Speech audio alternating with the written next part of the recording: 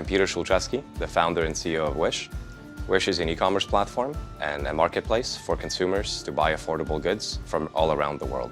Wish was one of the most popular shopping platforms where people could browse and purchase products from third-party sellers at a ridiculously cheap price. But up until recently, the internet retailer has been facing a huge decline in the industry. Why is that so? Just a few years back, Wish was on fire. People were saying it could be the next Walmart or Amazon. The CEO even went all out in 2015, claiming Wish would become the second or third trillion-dollar marketplace. Bold move, especially considering they were only making around $50 million a year at the time. But hey, they went all out to make it happen. In the next few years, Wish blew up and became one of the most downloaded apps in the world. By 2020, they had over 100 million monthly users and were making more than $2.5 billion in revenue. That December, they raised over $1 billion in their IPO, valuing the company at $14 billion.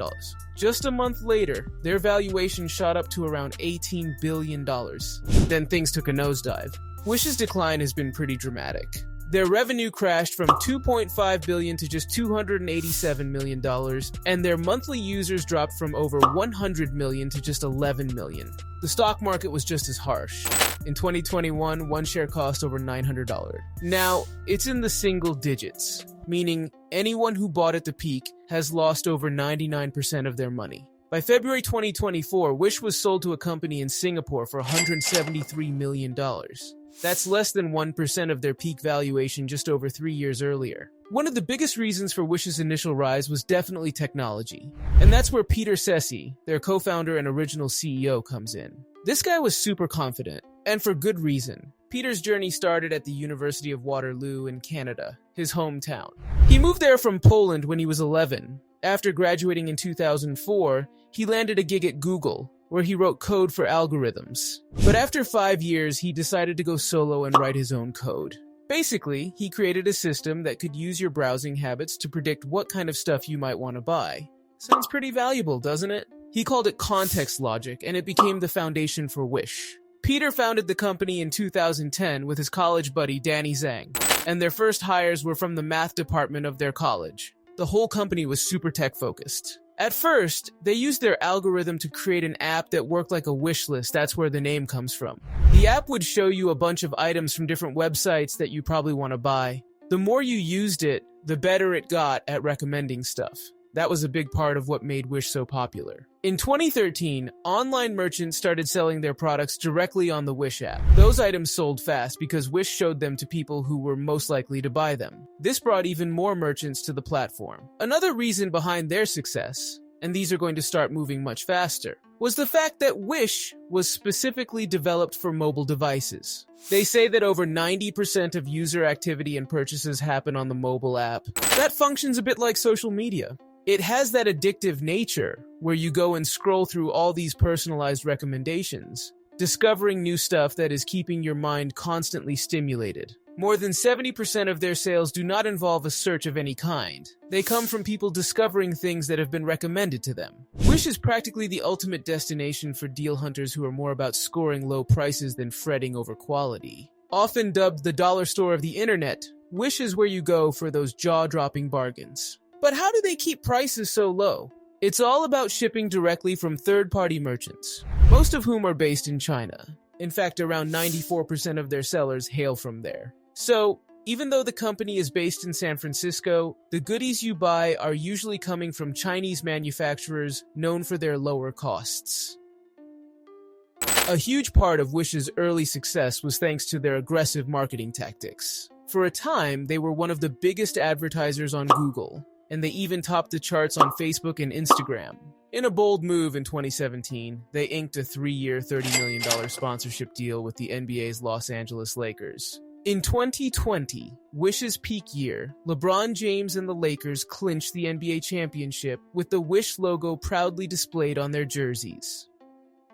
But all this glitz came with a hefty price tag. In 2020 alone, Wish spent a staggering $1.7 billion on sales and marketing, with a whopping 96% of that aimed at roping in new users. Despite their ubiquity and potential, this relentless spending spree meant they ended the year with a jaw-dropping $745 million loss.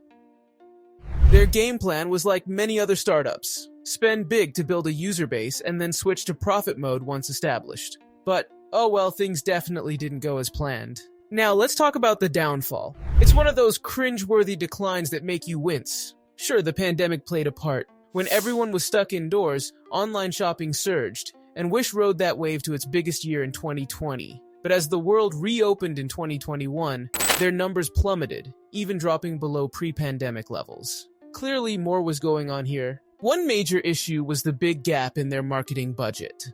In 2021, digital ad costs shot up for everyone, and Wish decided to cut back on spending. But remember, their non-stop ads on Instagram and Facebook were what kept them popular and brought in new customers. With fewer ads, sales went down, and the whole operation shrank. By 2022, their logo was off Lakers jerseys, and their ads were hardly noticeable on social media.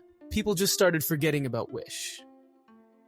By 2022, Wish was having a tough time. They weren't on the Lakers jerseys anymore, and their social media game had seriously dropped off. A lot of people were unhappy with their experience on Wish.com, mainly because of the bad product quality. It got to the point where people were comparing Wish to a dollar store, but with even worse stuff. Keeping customers' trust was becoming a real challenge for them. Secondly, the platform garnered infamy for selling substandard goods. Many items received were far from their advertised quality, often appearing as cheap imitations or knockoffs. Instances of receiving incorrect sizes, colors, or dysfunctional products were commonplace. Reports surfaced of items containing unauthorized copyrighted material or posing safety hazards, prompting scrutiny and, in some cases, legal action. Thirdly, Wish's reputation was marred by unreliable shipping practices. With most products shipped from China, lengthy delivery times were the norm, sometimes extending to weeks or never arriving at all. Instances of empty packages further undermined consumer confidence, exacerbating frustrations over unmet expectations. By 2022, Wish was really losing its charm. People were pretty fed up with all sorts of issues, from bad product quality and safety concerns to sketchy shipping. This all led to a big drop in their popularity. It's looking pretty grim for their business, and honestly, who knows how long they'll last at this point. So stay tuned for more updates, and don't forget to hit the subscription button and let us know about your thoughts in the comment section below.